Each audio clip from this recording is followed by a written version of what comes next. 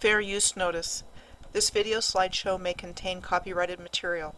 Such material is made available for educational purposes only. This constitutes a fair use of any such copyrighted material as provided for in Title 17 U.S.C. Section 107 of the U.S. Copyright Law. My name is Michelle Gibson. I firmly believe there would be no mysteries in history if we had been told the true history. By the end of this documentary, I intend to provide compelling evidence to support this and give you information that merits serious consideration.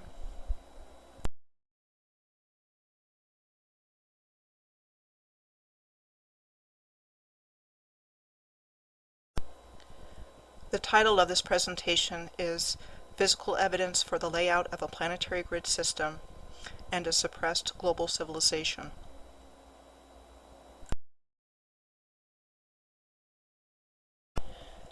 There are three parts to this video. First, I will present the what, then who I think the who is, and finally the how and why, evidence for what purpose this was done. Drunvalo Melchizedek's video, Birth of a New Humanity, gave me my first clue that a planetary grid like this even existed.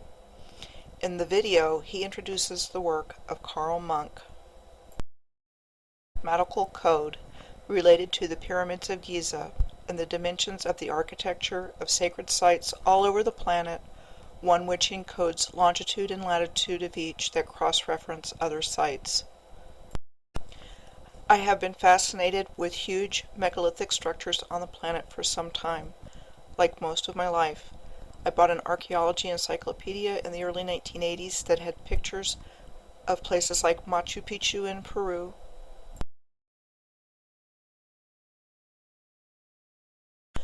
and Mohenjo-Daro in Pakistan in the Indus River Valley. Well before then, I loved watching programs like Unsolved Mysteries with Robert Stack, In Search of with Leonard Nimoy, and Arthur C. Clarke's Mysterious World when I was growing up. Even then, certain mysterious things about our past were already coming out into the collective consciousness. About 2010, I discovered dowser and researcher Hugh Newman and his annual Megalithomania conferences, and purchased many videos. These conferences feature wonderful, brilliant Earth energy and Earth mystery researchers, giving them a platform to share their findings, always asking the question, what were the ancients up to? As one example, David Furlong, in the Footsteps of the Dod Man, shows his discovery of the exact dimensions of the Great Pyramid contained within the overlapping of two circular ley lines in England. Howard Crowhurst, in the Archaeoastronomy of the Brittany Stones, where he shows us the sophisticated archaeoastronomy as well as the recurring precise geometries of the Brittany standing stones in France.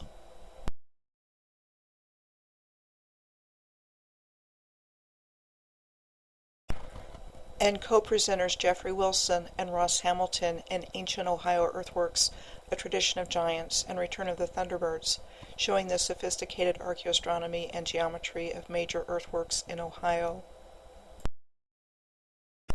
including the Serpent Mound.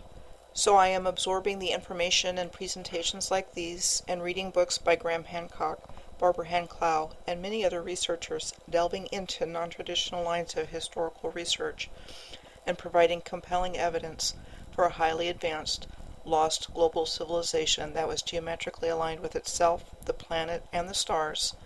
And I really wanted to know the who, what, where, when, and how this monumental architecture came to be. So after all the great information that came my way from all these sources and more, I said bring it to the universe because I really wanted to know.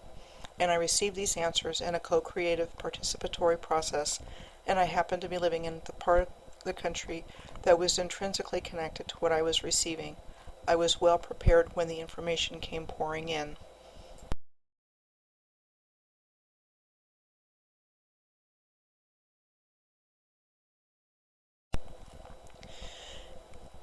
So I moved from Fairbanks, Alaska in August of 2012 to Oklahoma. This is right after I had really awakened. Even before I got to Oklahoma, I looked up information on nearby sacred sites, and at that time really thought they were places I had to drive far to see. I have learned in my journey of uncovery that they are all around us and below us, and the evidence is hidden in plain sight, literally just outside our front doors, in our backyards, in our neighborhoods, especially in our parks. No joke. After I moved to Oklahoma in 2012, one of the first things I did was go to Spiro Mounds, which is an acknowledged mound site in eastern Oklahoma, just south of I-40 and just west of Fort Smith, Arkansas. Thanks to the director of the Spiro Mounds Archaeological Center, to date this site has remained open, and actually the museum has one of the most accurate collections of artifacts, though replications of them, that I have seen. I know now, which I did not know at the time, that there are mounds and masonry all over the place.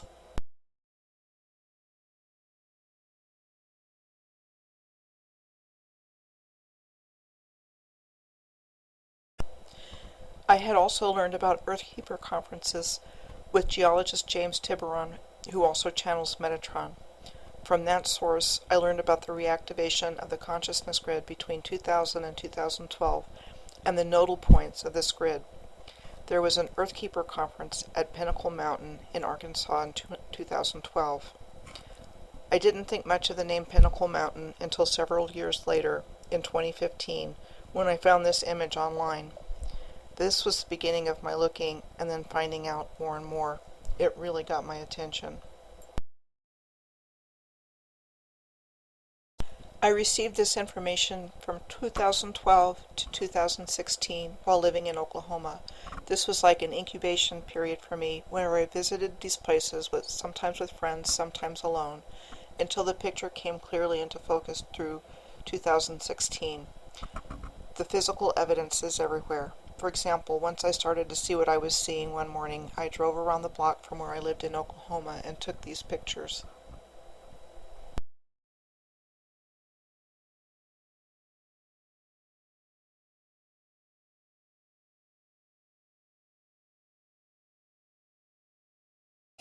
I see exactly the same kind of thing everywhere. We are taught that there was nothing special going on in North America, nothing to see, so we fail to recognize the ancient megalithic masonry lying all around us.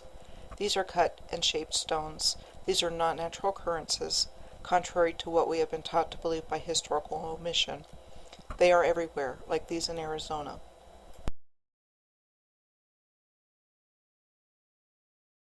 Lying around everywhere with no special attention drawn to them, just there, taunting us but not telling us.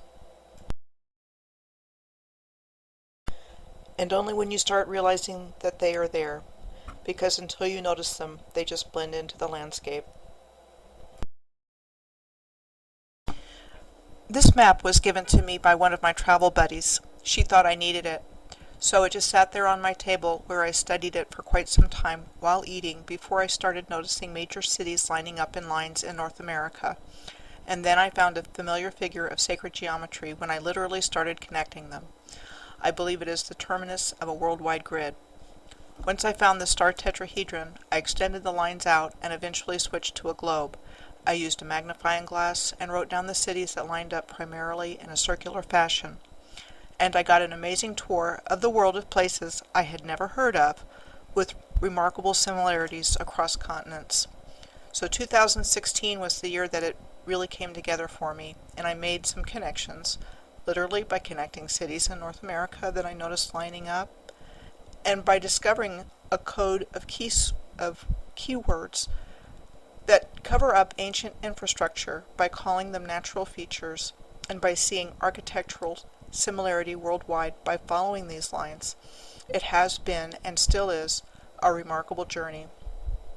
This is not a complete list, but such things as hot springs and springs of all kinds, waterfalls, small to large, salt lakes, copper mines, mountain ranges, where we see pyramidal and or mountains of other unusual shapes, geometric shapes like earthworks, mounds, infrastructure that are covered up everywhere, snaky S-shaped rivers, canals, arched bridges, onion domes around the world, presence in national, state, or local parks, universities, to name just a few recurring features. I will share some examples of what I've found with you today by applying this process.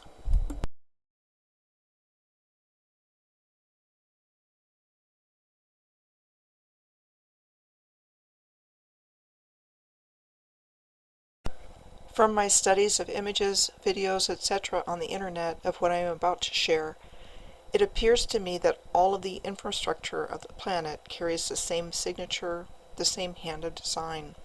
I believe cities, sacred mountains, lakes, and other places worldwide are aligned on a flower of life pattern and all have the same characteristics. They appear to be bringing the heavens to earth and aligning earth with the heavens. I will explain how I came to this conclusion and others as I go through this presentation. I have found cities and places worldwide that are aligned geometrically with the same characteristics and land features like waterfalls. These are just a few examples of one of the most common types of waterfall, with the water flowing from atop a high flat wall. First, Basasiagic Falls in Mexico. Angel Falls in Venezuela.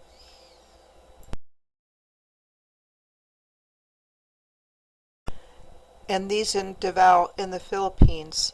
Davao is also known as the City of Waterfalls.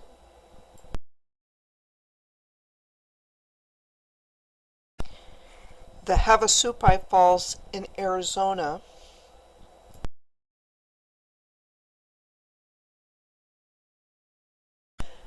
And the Luang Prabang Falls in Laos have a very similar appearance.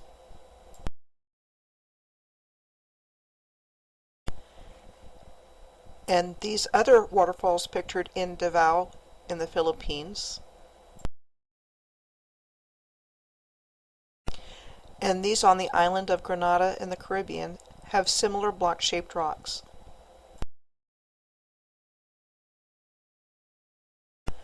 Let's take a look at the Niagara Escarpment.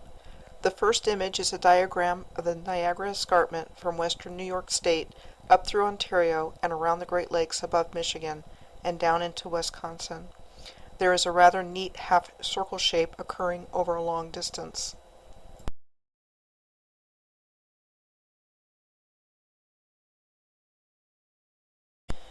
Whether or not you see that as man-made or believe it is natural, here are some other pictures from around the escarpment from outside and inside.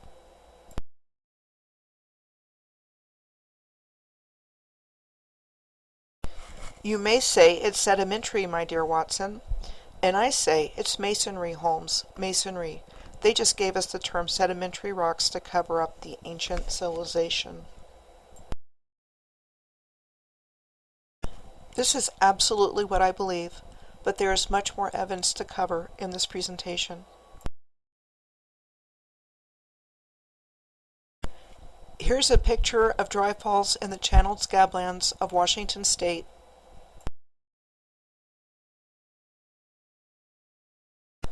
And one of waterfalls in the Kimberley in Australia. The dry beds of the falls in Washington look very similar to the Kimberley waterfalls with water.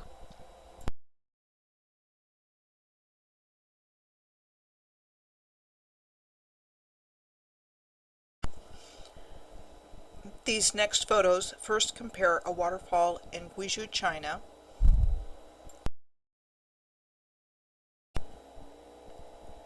with Turner Falls in Davis, Oklahoma.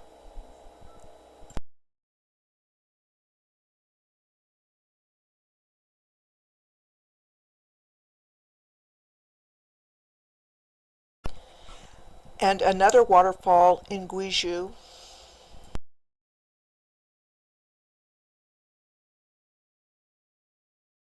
with a section of the watercourse at Chickasaw Recreation Area in Sulphur, Oklahoma.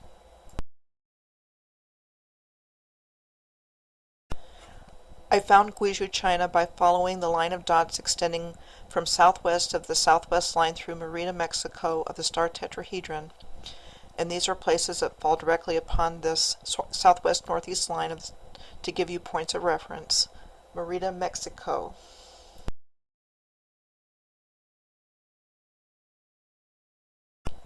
Mississippi River Delta.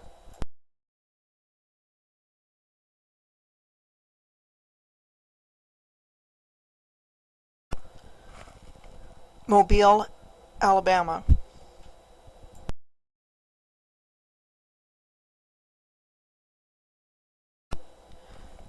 Moundville, Alabama.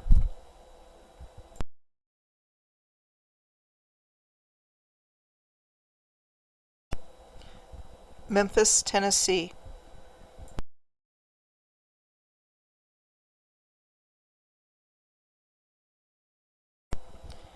Nashville, Tennessee.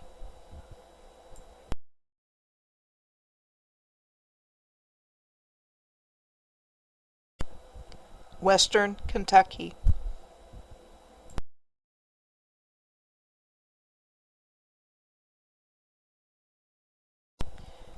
Indianapolis, Indiana.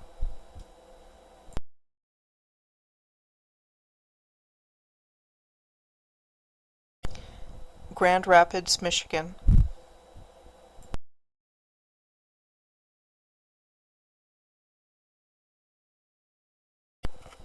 Sault Ste. Marie, Ontario.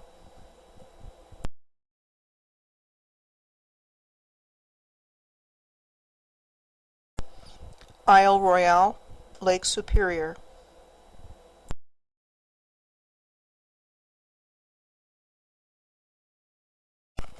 Chapleau, Ontario.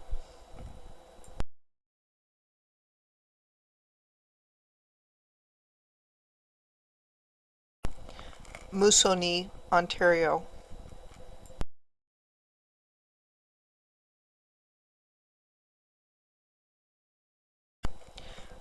Fort Albany, Ontario.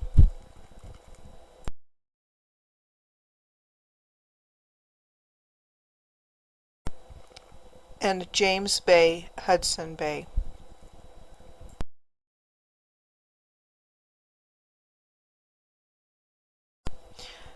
Jock Doubleday has been over in Bosnia working and videoing the excavation of the Bosnian pyramid complex.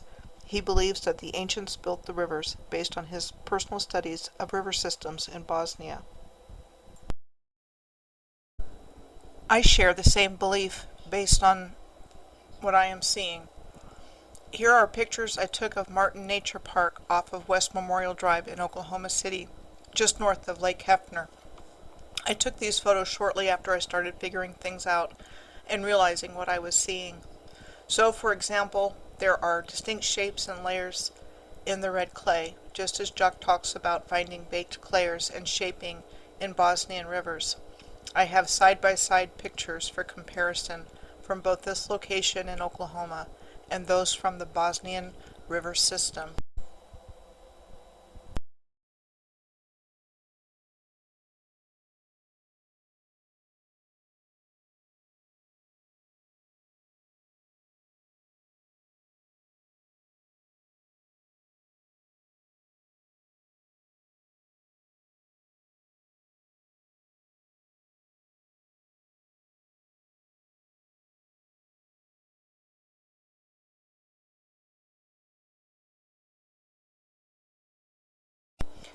Continuing on with similar constructs in different places, I also found mittens, along with the famous pair of mittens in Monument Valley, which straddles southern Utah and northern Arizona.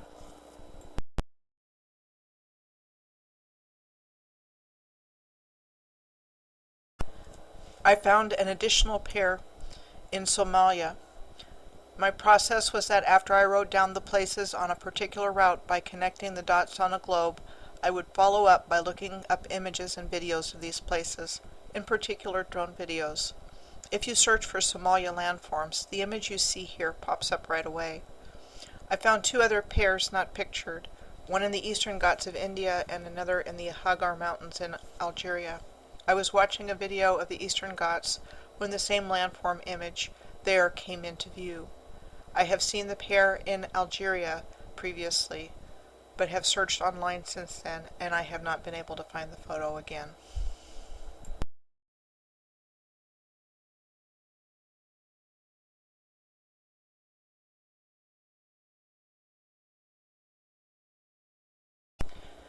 I had first looked up Elephant Rock State Park in Missouri when I first realized that federal, state, and local parks are part of the code that covers all of this up.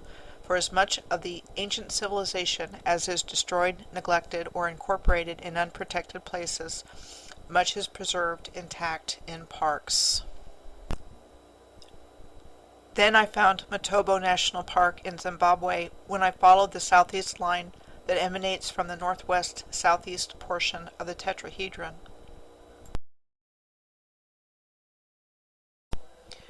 This portion of the line starts at Merida, Mexico. Then it goes through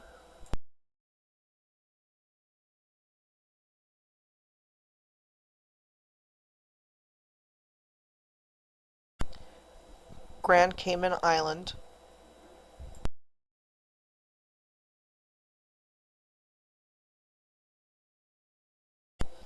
Kingston, Jamaica,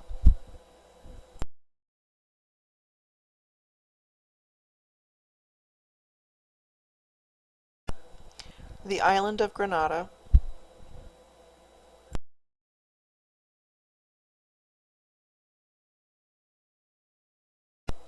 Fernando de Noronha Island, Brazil,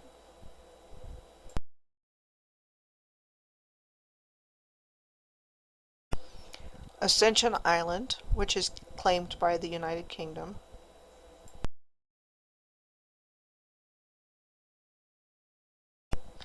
Sesfontein, Namibia, claimed by Germany,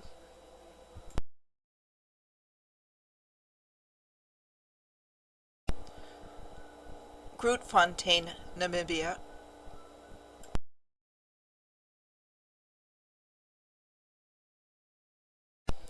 and Sao, Botswana, before it goes through Zimbabwe.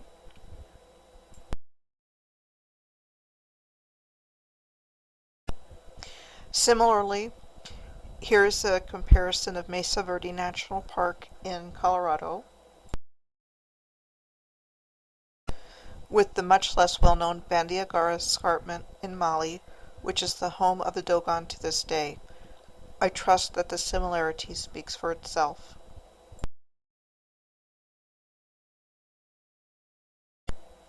This shows an interesting similarity between a mound on the grounds of St. Gregory's University in Shawnee, Oklahoma,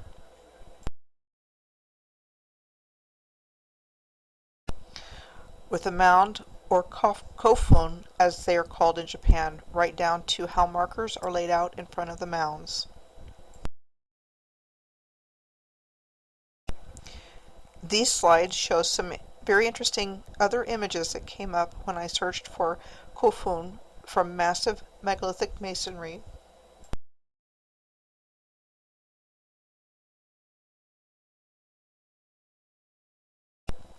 to the huge sophisticated keyhole shapes in the landscape, which serve what purpose, what technology.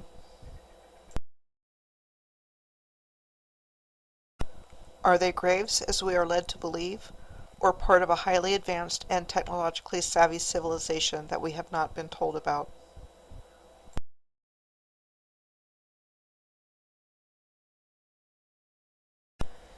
Same thing with these round structures in North Korea,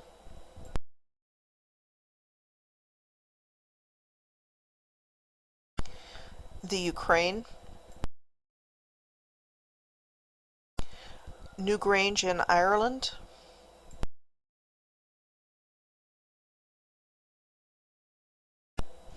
and the Royal Mausoleum of Mauritania in Algeria. Granted, they are not identical in construction, but they look very similar. It is also interesting to note that all of these countries figure prominently on grid lines. Could these possibly be resonating chambers instead of tombs?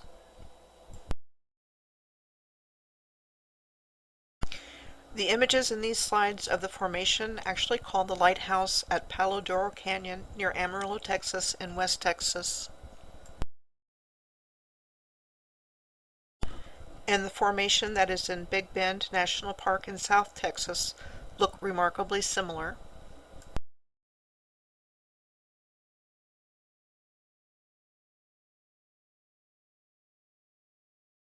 And both are reminiscent of depictions of one of the seven wonders of the ancient world, the Pharaoh's Lighthouse of Alexandria in Egypt. Slide comparing the similarities of a street corner in Madrid, Spain,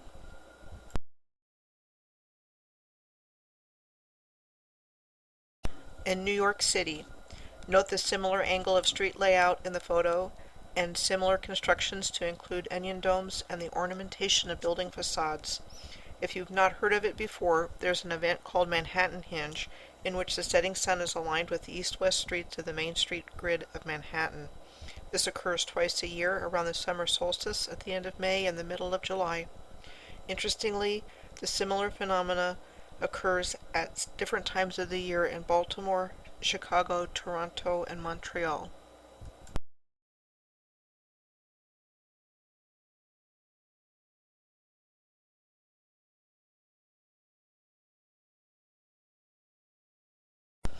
Again, please note the architectural similarities of onion domes and building facade ornamentation in completely different parts of the world between what is pictured in Invercargill, New Zealand,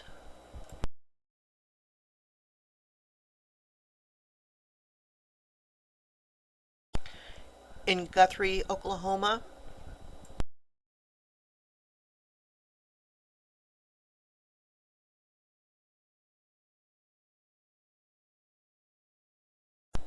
and Miami, Oklahoma. Going back even further in time, there are noticeable similarities with the onion domes and building ornamentation and the design of the town hall in Augsburg, Germany,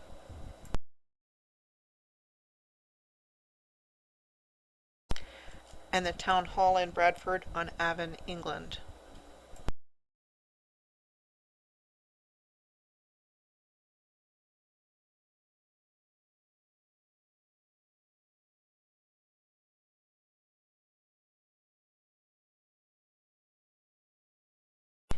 Now we have a similarity in name between Karnak and Brittany, France.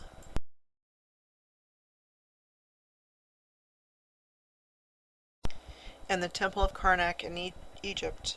I don't know how many of you are familiar with the incredible size of the megalithic structures in Egypt, but here's a great example that shows you exactly how gigantic the pillars are in Karnak. Okay, based on what we were taught, they are supposed to be less technologically advanced than we are now.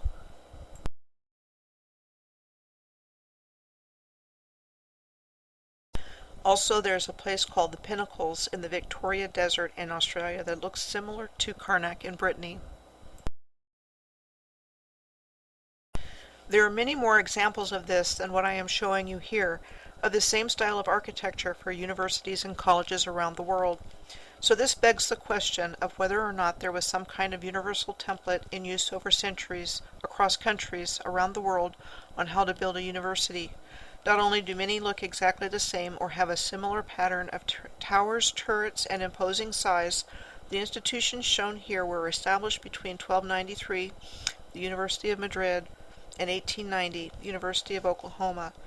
It is important to note here that the Moors were still ruling Spain at that time, according to the conventional history, and I will revisit this later in the presentation.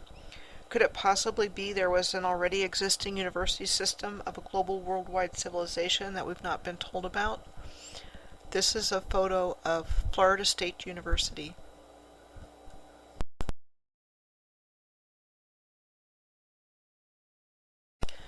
This is Trinity College at Cambridge University in England.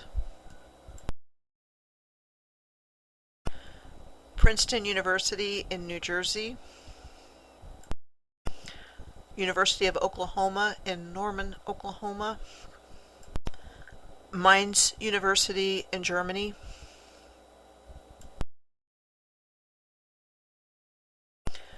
Cardiff University in Wales.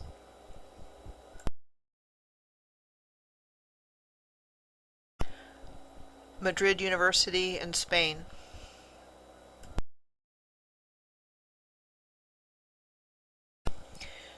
Now onto Monumental Walls. I wanted to compare a photo of what is called the Endless Wall at the New River Gorge State Park in West Virginia and the Niagara Escarpment photograph that I showed earlier to illustrate the similarity in appearance.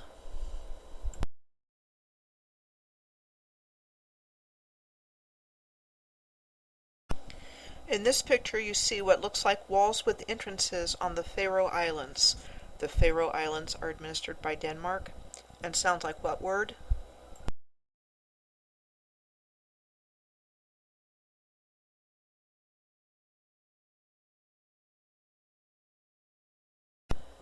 And similarly on the island of Grenada in the Caribbean.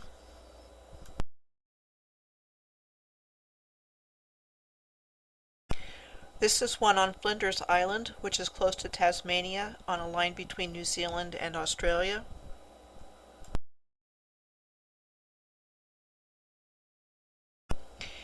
Here are photos of Hell's Gate at Possum Kingdom State Park near Fort Worth, Texas. Definitely looks like a built structure, and the name of the park itself is quite different.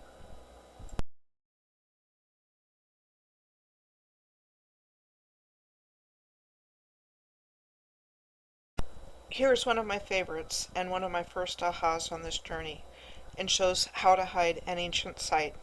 Focus all attention on one thing, in this case the Heavener runestone. Call it the work of Vikings that came through the area, and draw no attention whatsoever to the beautifully built stone structure it is sitting in, calling it instead a canyon. This place is located at the western edge of the Washita Mountains in Oklahoma, near the Arkansas state line.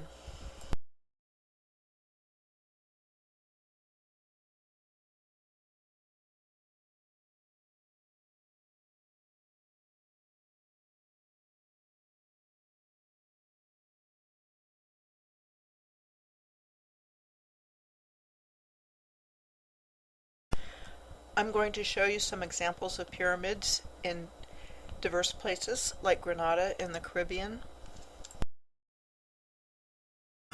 the Matterhorn in Switzerland,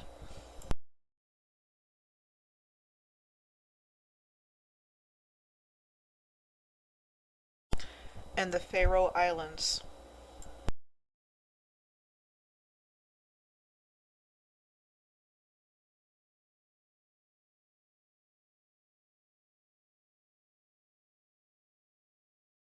And these pyramidal shapes of Chimney Rock in Colorado,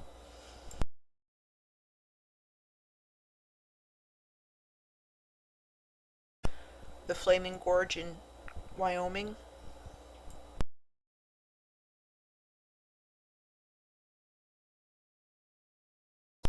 and Algeria have clear linear edges and have what looks to be phallic-shaped antenna on top, and in the foreground of this picture in Algeria there is what looks to be a stone structure at the top of it.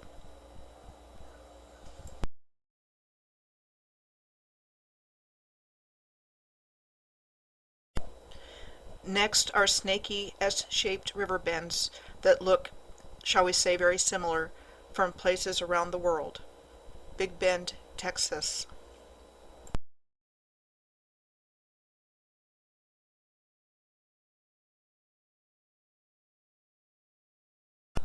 Horseshoe Bend in Arizona. At Arrowhead Provincial Park in Ontario. Z-Bend at Kalbarri National Park in Western Australia.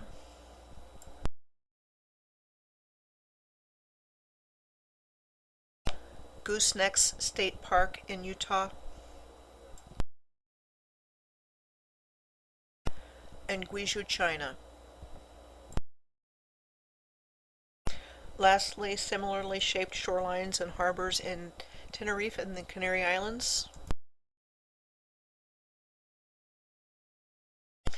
St. Paul Island in the French subantarctic islands near Antarctica. Lake Michigan. And Omis Beach in Croatia. The second part is about the who. I will show you why I believe that we have not been told the truth about our history. Let's explore some evidence that sheds light on a hidden people who could have built a highly advanced global civilization. Take a close look at the facial features of the Sphinx. For some reason, the nose is missing. A popular story is that the troops of Napoleon used it for target practice in 1798. Regardless of how it happened, no nose.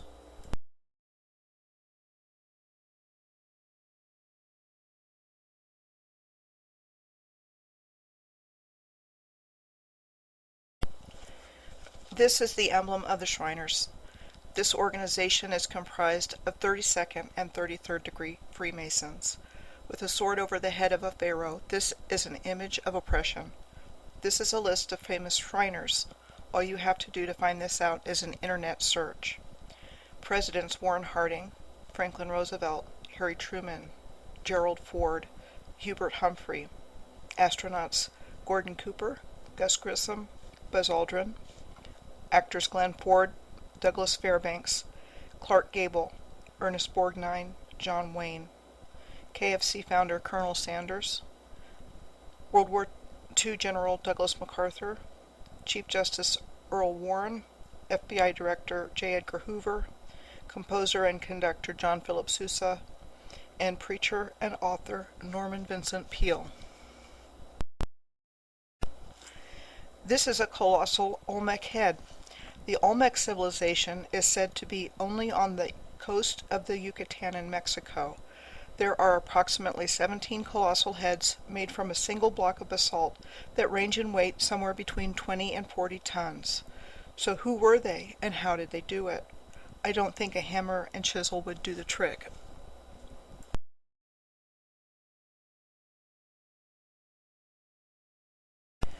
This is the flag of Sardinia, a large island country in the Mediterranean Sea, off the west coast of Italy.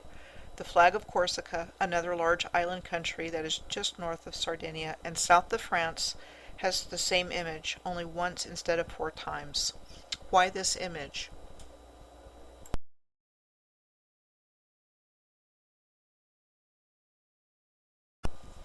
Why is this image on the former Pope Benedict's coat of arms?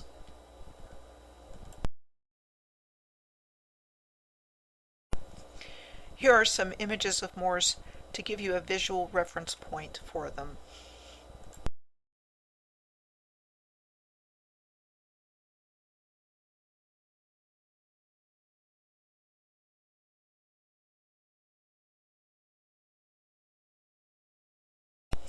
This is a picture of the royal mantle of King Roger II of Sicily, bearing an inscription in Arabic with the Higuera date of 528, which was 1133 to 1134 and this mantle was used as a coronation cloak by the Holy Roman Emperors and is now in the Imperial Treasury in Vienna, Austria.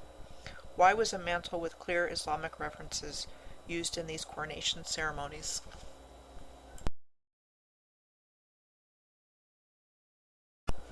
So moving on to North America, our historical narrative tells us that there was nothing of interest going on here, that it was basically an empty country full of wild Indians and open prairies free for the taking.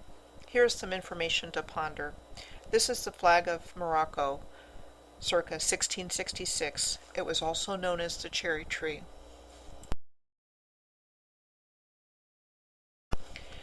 This is the modern flag of Morocco. The green star in the center of it pertains to Solomon.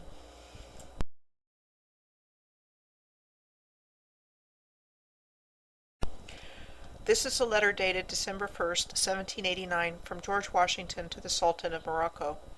After starting the letter with "great and magnanimous friend," in the first paragraph he writes, "Since the date of the letter which the late Congress, by their President, addressed to your Imperial Majesty, the United States of America have thought proper to change their government and institute a new one, agreeable to the Constitution, of which I have the honor herewith to enclose a copy. The time necessarily employed in the arduous task, and the disarrangements occasioned by so great though peaceable a revolution, will apologize and account for your Majesty's not having received those regularly advised marks of attention from the United States, which the friendship and magnanimity of your conduct toward them afforded reason to expect." Could this be the actual chopping down of the cherry tree that Washington is so famous for?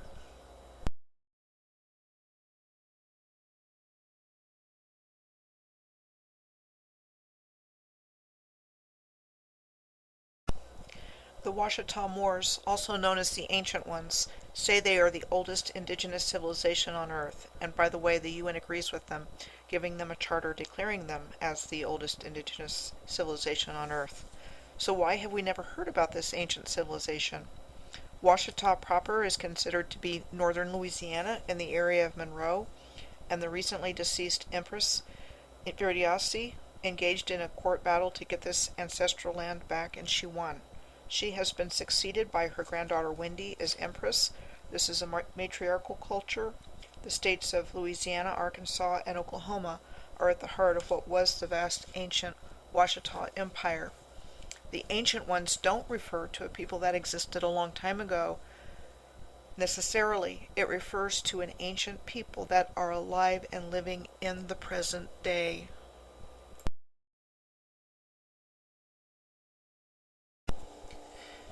This map of the Washita Empire shows the lands of the Moors on the east coast and those of the Washita Moors pretty much everywhere else. It is important to note that the whole continent would have been part of this empire.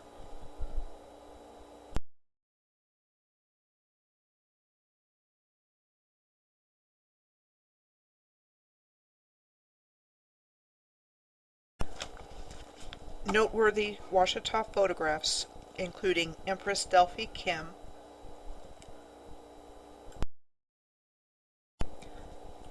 and her granddaughter Empress Verdiasi.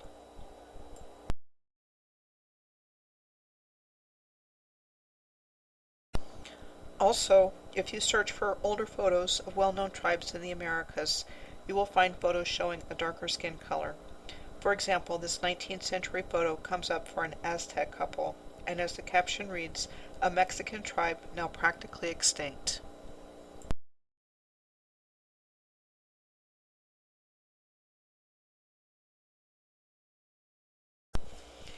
Moorish science and master masons are behind all of the sacred geometry, applications in architecture, and alignments with heaven and earth worldwide. There are 360 degrees in Moorish masonry. There are only 33 degrees in what is known as Freemasonry. Will the original Shriners please stand up?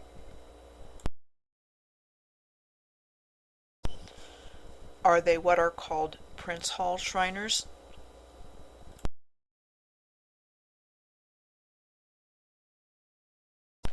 Or Shriners like John Wayne?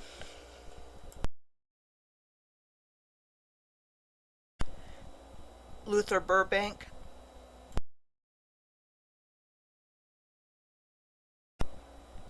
Harry Truman?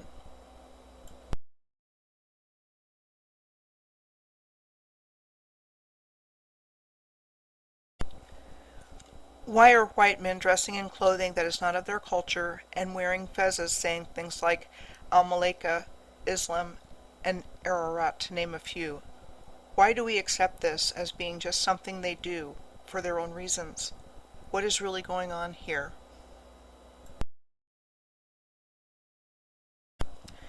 So, who actually built the Shriners' temples shown with some examples here?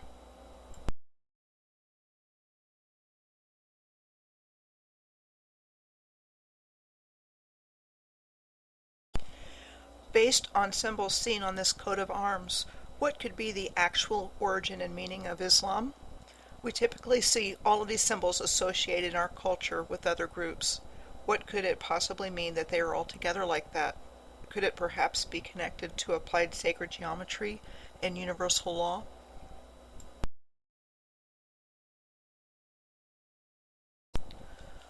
Why is the Pope kissing the Quran? And why is the Pope kissing a rosary around the neck of a black Madonna and child? Again, what is going on here? My conclusion as to who I think the Who is has expanded in the last couple of months. Initially, I had become familiar with both the Moorish Empire and the Washita Empire through my work and research. Now my awareness of the Hebrew Israelites has expanded for a variety of reasons. I am not clear on how three interconnect, but I believe all three are very closely connected to each other, and for the better part of human history were not at odds with each other. Gamal Abdel Nasser, late president of Egypt, famously made the comment that the Jews left the Middle East black and came back white.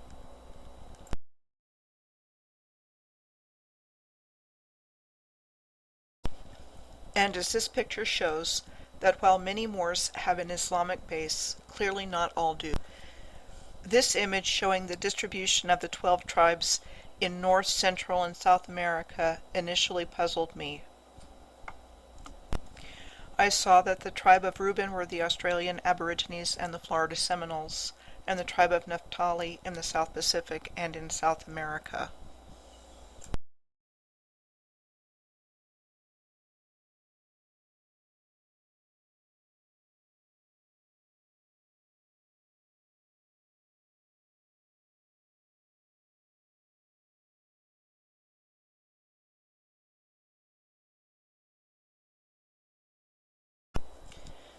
I think a good explanation of this finding of the same tribal name in different parts of the world is contained in this Megalith Amania presentation by Christine Rohn on 12 Tribe Nations, Sacred Number, and the Golden Age.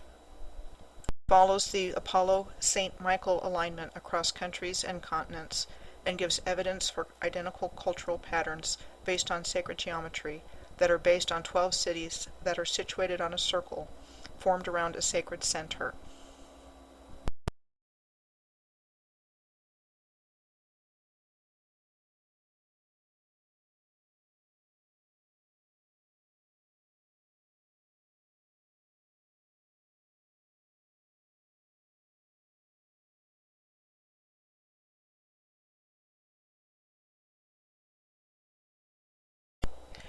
And these next slides show how more examples of people identifying themselves as part of the 12 tribes of Israel in different places around the world. For example, the tribe of Naphtali in the South Pacific.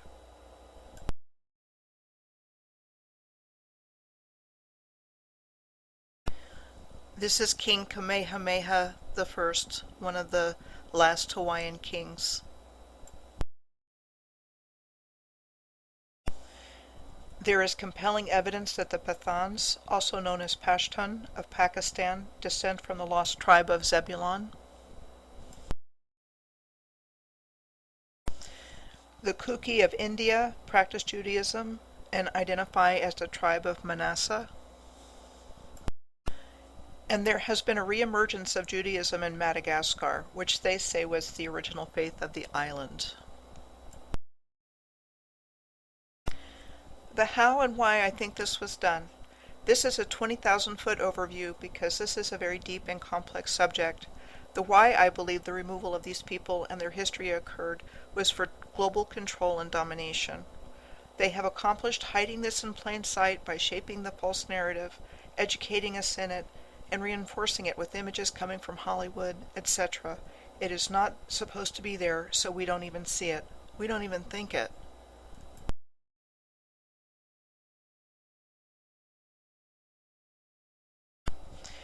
For example, I took these pictures at Pinnacle Mountain State Park outside of Little Rock, Arkansas.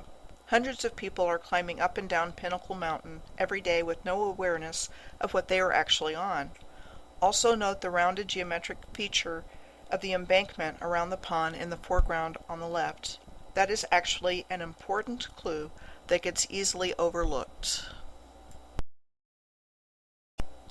The only place you can get the picture showing the other two pyramids nearby is from the Visitor Center observation deck when it is not cloudy. Otherwise, there is absolutely no access to see or get close to the two in the distance. I know because I tried. Here are some of my conclusions for now. I believe this grid also represents our consciousness grid, and based on what I saw on my journey around the world, connecting circles and lines, our modern history reads like a book. World War II, Vietnam, North Korea, Japan, just to name a few, are prominent.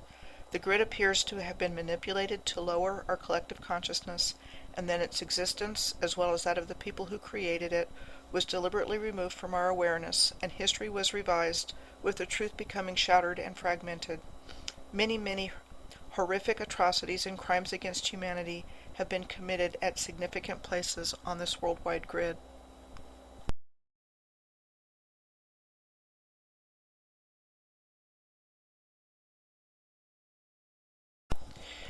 Here are some historical bases for domination over humanity.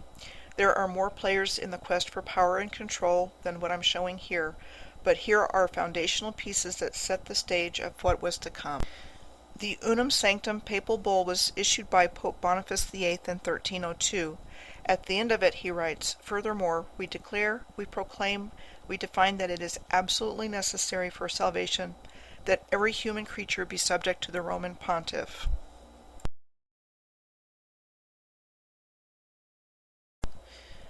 The Intercetera Bull was issued by Pope Alexander VI in 1493. This bull became a major document in the development of subsequent legal doctrines regarding claims of empire in the, quote, New World, unquote. The bull assigned to Castile the exclusive right to acquire territory, to trade in, or even approach the lands lying west of the meridian, situated 100 leagues west of the Azores and Cape Verde Islands, except for any lands actually possessed by any other Christian prince beyond the meridian prior to Christmas 1492. 1492 is the year that the Spanish Jews and the Moors were expelled from Spain, and the year Columbus set sail for America, as the history books tell us. There is much, much more that the history books do not tell us. The Spanish Inquisition almost coincides with this, as it began in 1478. This tribunal is particularly known in history for its brutality and torture. I am seeing at least 4 distinct periods of construction and architecture that is the same worldwide. What would be considered ancient, what would be considered medieval, what would be considered Renaissance, what would be considered modern and is still in use. Based on the evidence I have seen, I truly believe we have been given a false historical narrative. I will share many more conclusions and evidence for my findings on my blog. This video serves as an introduction to a vast topic. There is a veil of illusion that if you are open to a perceptual shift, the veil will fall away and you will see what has been hidden in plain sight all around you. Viewers can certainly come to their own conclusions, but I hope I have given you enough information and evidence to take what I am saying seriously.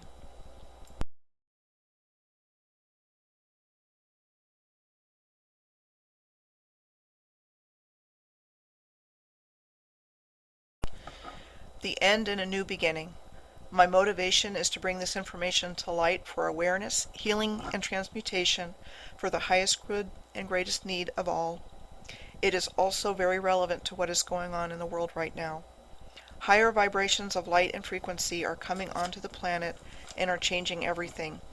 The old system is no longer supported, and more people are spiritually awakening to their own power and sovereignty. The only way out is up, and during this time we are empowered to align with what we want and not with what we don't want.